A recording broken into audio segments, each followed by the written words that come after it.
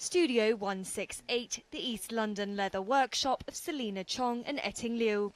It may seem a world away from the gleaming stores of luxury brand Choo, but the Malaysian also began his bespoke service in the area. Born in Penang in the 60s, Choo learnt from his cobbler father.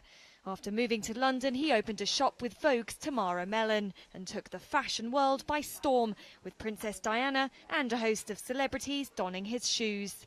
It may have begun just streets away from here, but 20 years on, Jimmy Choo is arguably one of the most powerful global brands. With around 170 stores around the world, the company sees itself opening an extra 10 to 15 each year.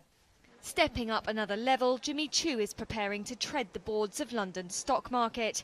Now owned by JAB Holdings, it's been valued at up to $1 billion.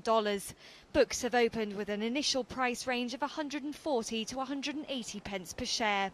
Anusha Kutagun is Columino's fashion consultant. I think it's a great time for them to show that they're expanding in the industry, that their reputation has grown so much. There's clearly a lot of demand for the business, and to take it forward, to take it to a level where it can expand on that international level, I think now is a great time for them to do that. Choo joins Mulberry and Burberry as London's only listed luxury brands. And despite the luxury market being hit by slowing growth in emerging economies, for many, Jimmy Choo remains untouchable. The shoe luxury market is probably a little bit underpenetrated when we can compare it to other accessories. We think of handbag brands, we think of jewellery brands, even makeup brands, and shoe brands are not as big. And I think Jimmy Choo is one of those really iconic shoe brands, and that is what makes it different. Jimmy Choo's first half sales were up around 10% this year, after topping £280 million last year.